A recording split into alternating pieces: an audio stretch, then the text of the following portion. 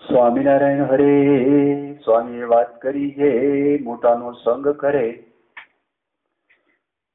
તો ધ્યાન ભજન ને ઘસારો આવે, ને ધ્યાન ભજન કરે તો સંગમાં ઘસારો આવે. તેમાં શું કરવું? એ પ્રશ્નનો ઉત્તર કર્યો છે સંગ કરવો. સંગ થશે તેમાંથી વિષય ટળવાના છે, પણ સંગ વિના વિષય કેમ ટળશે?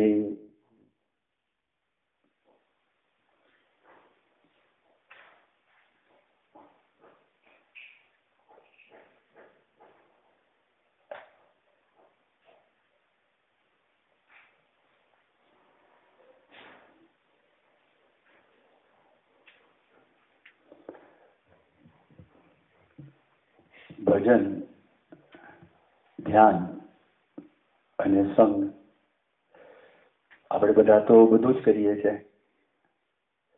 ભજન પણ કરીએ છીએ, ધ્યાન પણ કરીએ છીએ અને સંગ પણ કરીએ છીએ. પ્રશ્ન કોને પૂછ્યો છે એનો ઉલ્લેખ નથી, કારણ કે તે વખતે તો જે લખનારા વ્યક્તિ હતા એ લોકોએ જે નોંધ કરી હોય એના આધારે આપણે આ સ્વામીની જે વાતો છે પ્રાપ્ત થઈ. પણ મુદ્દો આવી જાય અને સિદ્ધાંત પણ અંદર આવી જાય. કોક હરિભક્તે આ પ્રશ્ન પૂછ્યો હશે અથવા તો કોક સંતે પ્રશ્ન પૂછ્યો હશે, મોટા ભાગે હરિભક્ત હશે. પ્રશ્ન એવો પૂછ્યો કે જો આપણે ધ્યાન ભજન કરીએ ને તો સંગમાં ઘસારો આવે. એટલે આપણે જો ધ્યાન ભજનનું અંગ હોય તો સંગ છે, ગુણાતીત પુરુષનો સંગ છે, એમાં ગૌણતા આવે, એમાં ઘસારો આવે, ઓછો થાય. અને જો સંગ કરવા માટે જઈએ તો ધ્યાન ભજનમાં ઘસારો આવે. તો શું કરવું? આવો પ્રશ્ન કોઈ હરિભક્તના મનમાં થયો હશે ને સાત્વિક પ્રશ્ન, સાધનાનો પ્રશ્ન છે. ત્યારે ગુણાતીતાનંદ સ્વામી એવું કહ્યું કે આપણે સંગ કરવું. અને થોડુંક ભલે ભજન ઓછું થાય, થોડુંક ધ્યાન ઓછું થાય તો વાંધો નથી. એનું કારણ પણ સ્વામી સમજાવે છે. સ્વામીએ કારણ શું સમજાવ્યું કે જો આપણે સંગ કરીએ તો વિષય ટળે, અને સંગ વગર તો વિષય છે ટળવાના નથી. આવી સ્વામી વાત સમજાવી. હવે જો ગુણાતીતાનંદ સ્વામી આમ બોલ્યા ને સંઘની જે વાત કરે છે, સ્વામી શું કહેવા માંગે? સ્વામી એવું કહેવા માંગે છે કે જયારે જુનાગઢની અંદર ગુણાતીતાનંદ સ્વામી ઉપસ્થિત હતા અને કોઈ વ્યક્તિ મંદિરની અંદર ત્યાં આગળ ગયા હોય અને તે વખતે ગુણાતીતાનંદ સ્વામીની કથા વાર્તાનો યોગ હોય અને સ્વામીના દર્શનનો યોગ હોય અને તે વખતે કોઈ ભજન કરવા માટે બેસે ને કોઈ ધ્યાન કરવા માટે બેસે તો એને કરીને એને એટલો બધો લાભ થવાનો નથી.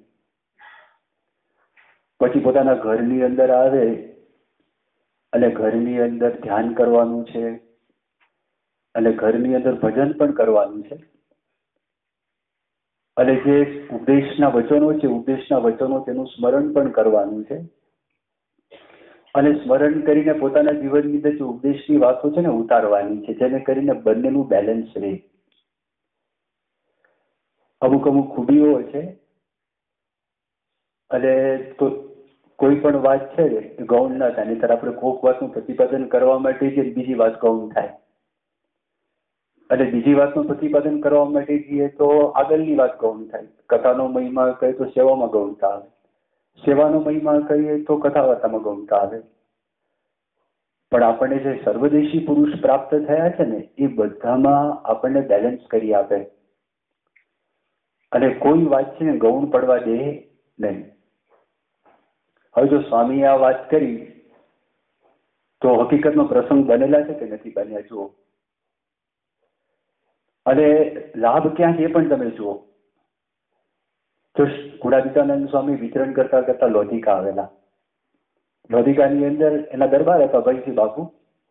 એને ધ્યાનનું અંગ હતું. કેટલા કલાક? 4 કલાક, 5 કલાક, 6 કલાક ધ્યાન કરતા. કોનું ધ્યાન કરતા? સ્વામીનું. ગુણાતીતાનંદ સ્વામી ધ્યાન કરતા. આપણું મન છે ને, મનની અંદર કાં તો ભગવાન છે એનું સ્મરણ હોય, મનની અંદર કાં તો ગુણાતીત સંત છે એનું સ્મરણ હોય, અને કાં તો મનની અંદર જગત હોય. મન નવરું રહી શકતું નથી. એ રાત્રે આપણે સુવા માટે ગયા તો મનના ઘાટ ચાલુ હોય, એટલા માટે તો આપણને સ્વપ્ન આવે છે. એ કોઈ દિવસ 24 કલાકની અંદર મન છે એના વિચારો બંધ થતા નથી. આમાંથી કંઈક કંઈક તો ચાલુ જ હોય. તો હવે જગતના વિચાર કરવા એના કરતા ગુણાતીતાનંદ સ્વામીને યાદ કરવા તો અનંત ગણા સારા. તો અભયસિંહ બાપુ 6 કલાક પોતે ધ્યાન કરી શકતા હતા અને બહુ મજા આવે. અને આપણે જો પોતે પણ અઘરું છે થોડુંક, આ સહેલું નથી, પણ આપણે પોતે પણ જો અભ્યાસ કરીએ, કોઈ જગતનો આપણને વિચાર આવતો હોય, વારંવાર વિચાર આવતો હોય, પછી પ્રભુ સ્વામી મહારાજનો વિચાર અને મોહન સ્વામી મહારાજનો વિચાર કરો, એના પર ફોકસ કરો તો તરત ખબર પડશે વધારે આપણને સુખ શેમાં આવે છે અને વધારે શાંતિ શેમાં થાય. એટલે બાપુનું તો એટલું બધું સુખ આવતું હતું, એટલો બધો આનંદ આવતો હતો, અને એ કોઈ કદાચ બોલે પણ નહીં, પણ એની શાંત મૂર્તિ જોઈને બીજાને પણ સમાસ થતો હતો. મારવડના દેહાચારણ એમને અભયસિંહ બાપુને ધોરાજીના પાદરની અંદર ખેતરમાં એક વાડી હતી અને કુવાની પાસે એક ઝાડ નીચે અભયસિંહ બાપુ ધ્યાન કરતા હતા. અને આ દેહાચારણ એક સિદ્ધને પ્રાપ્ત કરવા માટે, એક મોટા યોગીને પ્રાપ્ત કરવા માટે મારવાડથી ચાલી અને ગિરનાર પર્વતની અંદર આવ્યા, કે જેને કરીને ગિરનારમાં કોઈ સિદ્ધની પ્રાપ્તિ થાય, પણ એને કોઈ ઠેકાણે દેખાયા નહીં અને કોઈને જોઈને એનું મન શાંત થયું નહીં. એ મારવાડ પાછા જતા હતા અને રસ્તાની અંદર એ પાણી પીવા માટે એ રોકાયા અને ત્યાં આગળ પેલા કોશિયાને વાત કરી, ખેડૂતને, કે મને તમે પાણી આપો. ત્યાં એને નજર ગઈ, કપાળમાં તિલક ચાંદલો, શાંત મુખ મુદ્રા, અને ગુણાતીતાનંદ સ્વામીને ધારીને પોતે બેઠા હતા. તો દેહાચાર્યને શાંતિ થઈ અને બાપુએ જેવી આંખ ખોલી અને કહ્યું કે તમને બહુ મોટા સિદ્ધ મળ્યા હોય એવું લાગે છે. હું તો મારવાડથી આ ગિરનારની સિદ્ધની શોધમાં આવ્યો, પણ મને ગિરનાર પર્વતની અંદર એક પણ માણસ, એક પણ ત્યાગી, બાવા, વૈરાગી, સંન્યાસી મળ્યા નહીં. તમને તો કોઈ બહુ મોટા સિદ્ધ મળ્યા એવું લાગે છે. અભયસિંહ બાપુ કે મને તો સિદ્ધના સિદ્ધ મળ્યા છે. અને કોણ છે? પછી આગળ વાત થઈ કે ત્યાં આગળ જુનાગઢ જાય છે, સ્વામીનો સમાગમ કરે છે અને સ્વામીનો સમાગમ કરીને સાધુ બન્યા. કૃષ્ણપ્રિય સ્વામીનું નામ પણ સ્વામીએ પાડ્યું, મારવાડથી આવેલા. આવા અભયસિંહ બાપુ હતા. હવે ગુણાતીતાનંદ સ્વામી વિચરણ કરતા કરતા ત્યાં આવ્યા અને સ્વામીએ કહ્યું કે બાપુ ક્યાં છે? તો કે એ ધ્યાનમાં બેઠા છે. અને ગામના બધા માણસોને ખબર, જ્યારે ધ્યાનમાં બેસે કોઈ ડિસ્ટર્બ નહીં કરવાના. સ્વામી બેઠા, અડધો કલાક, કલાક, 2 કલાક જે કઈ કથા કરવાની નથી. સ્વામી ઉભા થઈને બીજે ગામ જતા રહ્યા. અને ત્યારે ખબર પડી, કારણ કે સ્વામીએ ગેટ મોકલેલું કે બાપુને કહો દર્શન કરવા માટે આવે, પણ એ આવ્યા નહોતા. અને બીજે ગામ દોડીને ગયા કે સ્વામી તમે જતા રહ્યા મારા ગામમાંથી. સ્વામી કે મારું તો જે સમય તે પ્રમાણે અમે લોકો જતા રહ્યા. પછી ગુણાતીતાનંદ સ્વામીએ કહ્યું કે કોનું ધ્યાન કરતા હતા? કોનું ધ્યાન કરતા હતા? કે સ્વામી આપનું. એ આપ અહીંયા આવ્યા ત્યારે તમે ક્યાં હતા?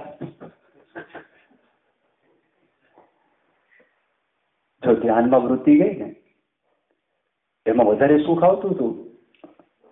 એ હતું ગુણાતીતાનંદ સ્વામી જાગા ભગતને પણ કહેલું. જાગા ભગતને ધ્યાનનું અંગ બહુ વિશેષ હતું.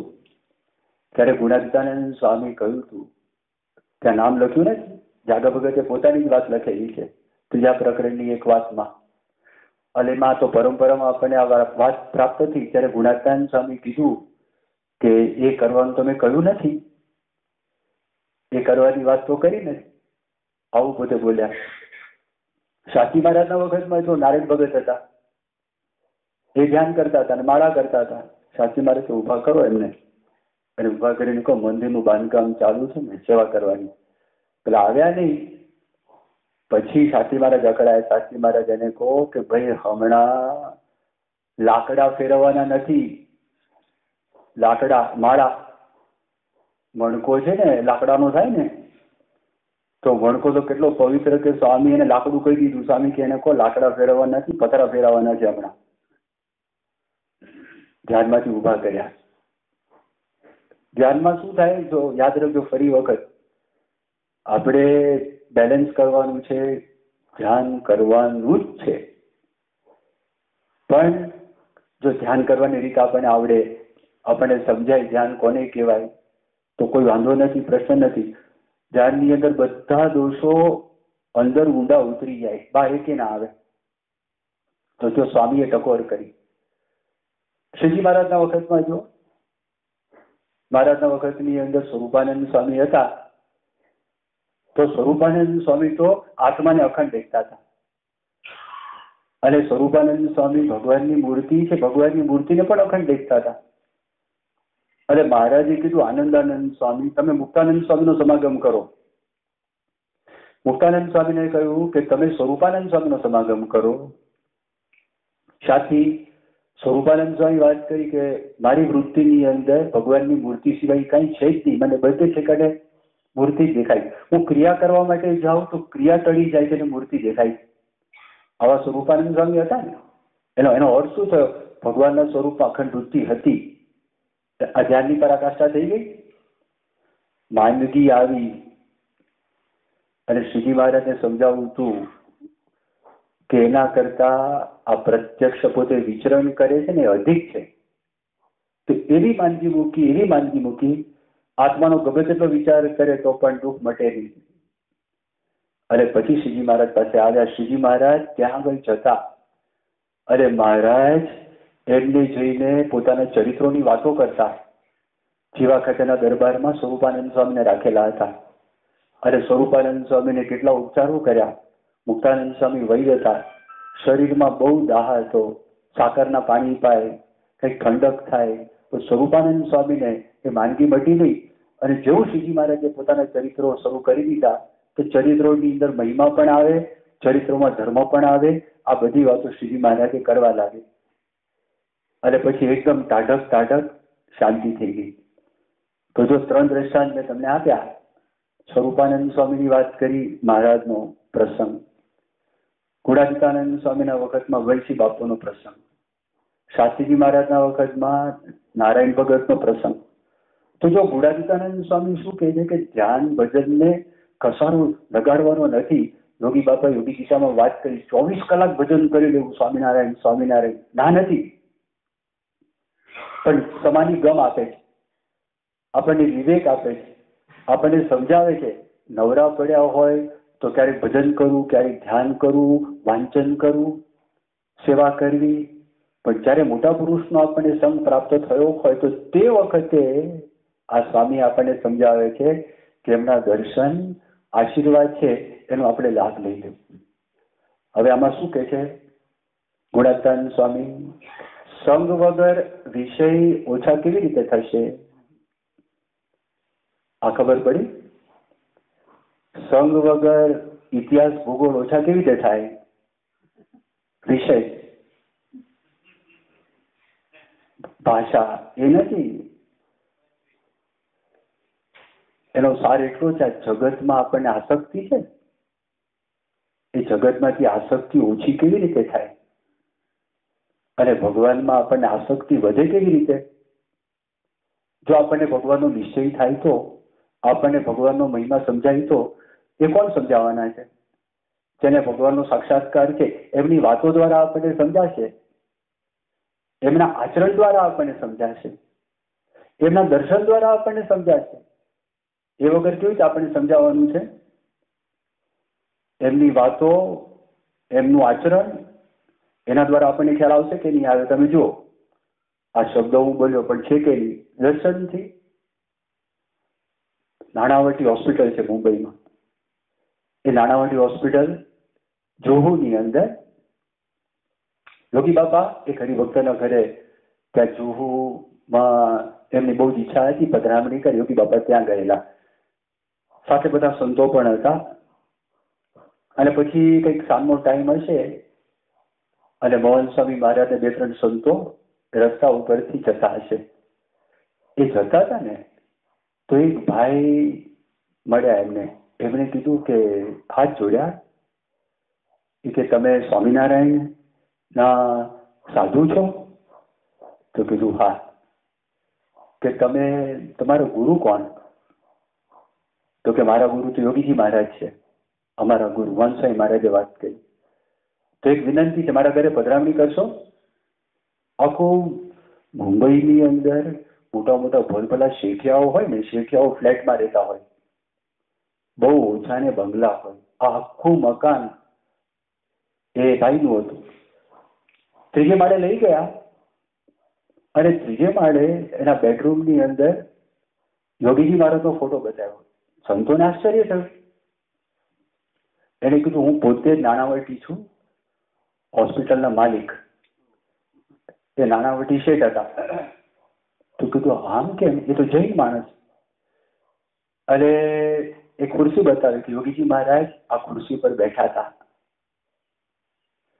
અને એમણે કહ્યું કે મને યોગીજી મહારાજના દર્શન કર્યા, મારા બેડરૂમમાં હું ફોટો મૂકું છું, સવારના પોરમાં ઊભો થાઉં છું, પેલા દર્શન કરું, સૂતા વખતે છેલ્લે એમના દર્શન કરીને સૂઈ જાઉં છું. પછી એમના શબ્દો, યોગીજી મહારાજ એટલે નરી દિવ્યતા. યોગીજી મહારાજ એટલે નરી દિવ્યતા. આ જો દર્શન, તો દર્શનથી માણસને સમાસ થાય છે. દર્શનથી આપણો ફેરફાર થઈ જાય. મહિમા સમજાવે ને, મહિમા સમજાય, જગતના વિષય ઓછા થાય, નિશ્ચય થઈ જાય. તો વાતો વગર તો નિશ્ચય થતો નથી. ભગવાનનો મહિમા સમજાતો નથી. શાસ્ત્રીજી મહારાજના વખતમાં નંદા સાહેબ હતા. નંદા સાહેબ ગુજરેલાલ નંદા પ્રાઇમ મિનિસ્ટર થયેલા 2 વખત. પેલા શું કહેવાય, કામ ચલાવ ઇન્ટરિમ પીરિયડ વખતે. પણ હવે પંજાબી માણસે શાસ્ત્રીજી મહારાજનો યોગ થઈ ગયો અને શાસ્ત્રીજી મહારાજને જોઈને બહુ રાજી થઈ ગયા કે મારા ગુરુ તરીકે આ જ છે. પણ નંદા સાહેબ છે ને, એમને શાસ્ત્રી મહારાજ મોટા ખરા, સ્વામીનો સમાગમ કરવા માટે આવે, પણ સ્વામિનારાયણ ભગવાન એ સર્વ અવતારના અવતારી છે. એ પરબ્રહ્મ પુરુષોત્તમ નારાયણ છે, સર્વ કરતા પર છે. આ બધી વાતો નંદા સાહેબના જીવમાં નથી. પણ સ્વામીમાં હેત થયું. સ્વામીનો સંગ કરવા માટે આવે આંબલીવાડી પોળમાં. રાત્રે ઘણી વખત 10-11 વાગે એ આવ્યા હોય કામ પતાવીને. શાસ્ત્રી મહારાજ પણ ત્યાં આગળ બેઠા હોય. એક વખત શાસ્ત્રીજી મહારાજ બેઠા ને ઘણો બધો સમય સમાગમને થઈ ગયો હતો અને એમને થયું કે હવે આ વાત હું કરું તો વાંધો નહીં આવે. શાસ્ત્રીજી મહારાજે સ્વામિનારાયણ ભગવાનના મહિમાની બધી વાતો શરૂ કરી અને એ મહિમા કરતા કરતા લગભગ 2 કલાક કે 2.5 કલાક 3 કલાક થઈ ગયા હશે. ભગવાન સ્વામિનારાયણ ત્યાં પ્રગટ થયા અયોધ્યાની પાસે છપૈયામાં. અને ભગવાન સ્વામિનારાયણનું આખું જીવન, એમનું કાર્ય, એ બધું કહ્યું. અને પછી નંદા સાહેબના જીવનની અંદર દ્રઢ થઈ ગયું કે શ્રીજી મહારાજ સર્વોપરી ભગવાન છે. એ પાક્કી દ્રઢતા થઈ ગઈ. અને એ દ્રઢતા થઈ અને ત્યાર પછી સ્વામી બહુ આનંદમાં હતા અને જગજીવન કરીને ગરીભક્ત હતા. એ આંબલીવાડી પોળમાં જ રહેતા અને શાસ્ત્રીજી મહારાજની સેવા પણ પોતે કરતા. અને શાસ્ત્રી મહારાજ એટલા બધા રાજી થઈ ગયા હતા, પ્રસન્ન થઈ ગયા હતા. શાસ્ત્રી મહારાજ છે કે આજે નંદા સાહેબને નિશ્ચય કરાવી દીધો. આજે નંદા સાહેબને નિશ્ચય કરાવી દીધો. રાજી થઈ ગયા. આ તો નિશ્ચયની વાત. ખાલી ભગવાનની પણ વાત કરે ને તો પણ મોટા પુરુષ કેવા રાજી થાય. પ્રમુખ સ્વામી મહારાજને ડોક્ટરોએ કીધેલું કે તમારે જમ્યા પછી બોલવું નહીં. કારણ કે જમ્યા પછી સ્વામી બોલે, સ્વામીને હાર્ટનો પ્રશ્ન હતો. તો એની અંદર છાતીના ધબકારા છે, ધબકારા વધે. હવે અબ્દુલ કલામ સાહેબ આવી ગયા દિલ્હીની અંદર, અને અબ્દુલ કલામ સાહેબે પ્રશ્ન પૂછ્યો, માર્ગદર્શન માંગ્યું, અને બાપા તો બેઠા હતા અને ખરેખર પેલો એકદમ મુમુક્ષુ હોય એની જેમ જ પ્રશ્ન પૂછતા હતા. સ્વામી બધી વાતો કરવા લાગ્યા. 1 કલાક થયો. પછી બાપા ઉભા થયા અને કલામ સાહેબને જમાડવાના હતા.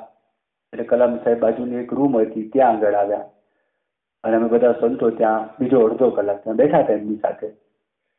પણ બાપાને અંદર જયારે જાય ને આરામમાં, ત્યારે રોજ બાપાનું બ્લડ પ્રેશર માપે, અને ડોક્ટરો સારવાર કરતા હતા અને એકદમ ધ્યાન રાખે, પલ્સ માપે, બ્લડ પ્રેશર માપે. અને માપ્યું ને એમાં યોગીચરણ સ્વામી હતા, એ બધું કરતા હતા કે આજે તો બ્લડ પ્રેશર આમ સામાન્ય કરતા પણ સારું આવ્યું છે, જે બાપાને નોર્મલી આ ઉંમરમાં આવે એના કરતા પણ સારું આવ્યું, અને પલ્સ પણ એકદમ નોર્મલ, એકદમ વ્યવસ્થિત છે. બાપાને વાત કરી, સ્વામી આટલી બધી આપણે વાતો કરી, બધું થયું ને બધી ક્રિયા કરી, પલ્સે વધી નથી, બીપી એકદમ જ વ્યવસ્થિત આવ્યું. બાપા કે સાહેબને ભગવાનની વાત કરી દીધી. બાપા શું કે સાહેબને ભગવાનની વાત કરી દીધી. આ જો તમે હવે એમના જીવમાં આ પહેલો પ્રસંગ જે ટચ થયો, અને તમે જો છેવટ સુધી રહ્યું કે ના રહ્યું, અને આખી પુસ્તક લખી બાપાની. એ માણસ જો એ લખે છે પુસ્તકમાં, 50મું પાનું છે અંગ્રેજીનું, એ વાંચજો તમે. જે 50મા પાના ઉપર વચલા પાનામાં 5-7 લીટી આવે છે.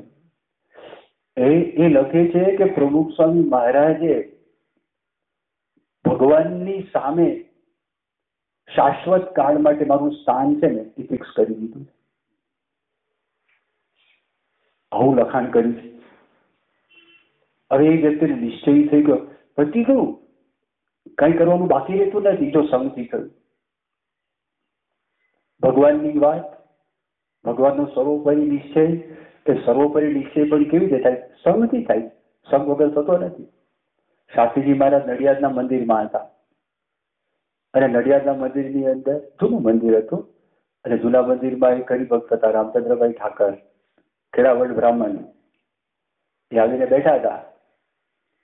સ્વામિનારાયણના સાધુ છે, એમને ખબર પડી કે વડતાલથી નીકળી ગયેલા સંતો છે, અને શાસ્ત્રીજી મહારાજ એમનું નામ છે, એ ખબર તો પડી, પણ હવે એને નિયમ હતો મંદિરમાં આવવું, કથા વાર્તા સાંભળવી, એમનો નિયમ હતો. એટલે આવીને બેઠા. એમાં તે જ વખતે શાસ્ત્રીજી મહારાજે લોયાનું 12મું વચનામૃત કાઢેલું હતું. હવે એના પર બધી વાતો ચાલતી, નિશ્ચય, ભગવાનના નિશ્ચયની વાતો. અને એમાં જે છેલ્લો વિષય ઉત્તમ નિર્વિકલ્પ નિશ્ચય, જે આપણે આરતીમાં પ્રાર્થના કરીએ છીએ ને, નિર્વિકલ્પ ઉત્તમ હતી નિશ્ચય તો ઘનશ્યામ, એ નિશ્ચયની બધી વાતો ચાલતી. અને એમાં આ વાત આવી, અષ્ટાવરણે યુક્ત એવા જે કોટી કોટી બ્રહ્માંડ, તે જે અક્ષરની વિશે અવની પેઠે જણાય છે, એવું જે ભગવાન પુરુષોત્તમ નારાયણનું ધામરૂપ અક્ષર, તે રૂપે પોતે રહ્યો તકો પુરુષોત્તમ નારાયણની ઉપાસના કરે, તેને ઉત્તમ નિર્વિકલ્પ નિશ્ચય વાળો ભક્ત જાણી. આ વાત આવી ને, રામચંદ્ર કાકાના મનમાં તો મારું આ બંડિયા આ પોતાના વચનામૃત નવા બનાયા છે, અને હું મારા ઘરે જઈને મારી પાસે વચનામૃત છે ને એમાં હું જોઉં, તપાસ કરું, અને વાત મળતી આવતી હોય તો માનું, બાકી હું માનું નહીં. ઘરે ગયા અને શબ્દ જે શાસ્ત્રીજી મહારાજ બોલ્યા હતા, એક શબ્દ મળતા આવ્યા. અરે થયું, કાં તો સાચી વાત છે, આ તો જિંદગીમાં આપણી પાસે કોઈ વાત કરી જ નથી. અહીંયા જે આવે છે વચનામૃત સમજાવે છે, આ તો વાત જ કરતા નથી. આ તો 100% સાચી વાત. અને કેવા સત્સંગી થયા, તન મન ધનથી સમર્પિત. અઠલાદરાની અંદર જે સેવા કરી રામચંદ્ર કાકાએ, એના ભાગના જે પૈસા મજારો વેચાય, એ જેટલા આવ્યા તો એ પોતે પોતાના પગ ઉપર બાંધી, રસ્તામાં ચોર લૂંટે નહીં તો એ બાંધી અને વીંટાળી, અને રસ્તાની અંદર કોઈક માણસ આવે અને ચોર માણસ લેવા માટે કે ભાઈ જોજો દૂર રહેજો, હું હરિજન છું, એટલે ભાગે. એ જમાનામાં નજીક કોઈ આવે નહીં. અને કેળાવળ બ્રાહ્મણ બધા જ પૈસા શાસ્ત્રીજી મહારાજને સારંગપુર મંદિર માટે અર્પિત કર્યા. અને શરીરે કરીને આખો દાડો જે ત્યાં આગળ પૂરણીનું કામ કરવાનું હતું, રામચંદ્ર કાકા એ બેસીને કામ કરતા, એવા નિષ્ઠાવાળા ભાલિયાપરાની અંદર પોતે રહેતા હતા, નૈનપુરની પાસે. કોણે કરી નિષ્ઠા? કોણે કરાવડાવી? શાસ્ત્રીજી મહારાજે. કેવી રીતે? સંઘથી. સંઘમાં આવ્યા. જો અક્ષરનું જ્ઞાન થયું, પુરુષોત્તમનું જ્ઞાન થયું. હવે અક્ષર પુરુષોત્તમની નિષ્ઠા તમે જો સંઘથી થાય કે નહીં? એ નડિયાદમાં જ દોલતરામ કૃપાશંકર પંડ્યા, બહુ વિદ્વાન માણસ, એમને શાસ્ત્રીજી મહારાજને પોતાના ઘરે બોલાવેલા અને કહ્યું કે સ્વામી, તમે વડતાલથી બહાર નીકળ્યા તો તમને વડતાલ સાથે ફરી વખત સમાધાન કરવાની કોઈ ઈચ્છા ખરી? કે સ્વામી કે હા, અમને ક્યાં વાંધો છે.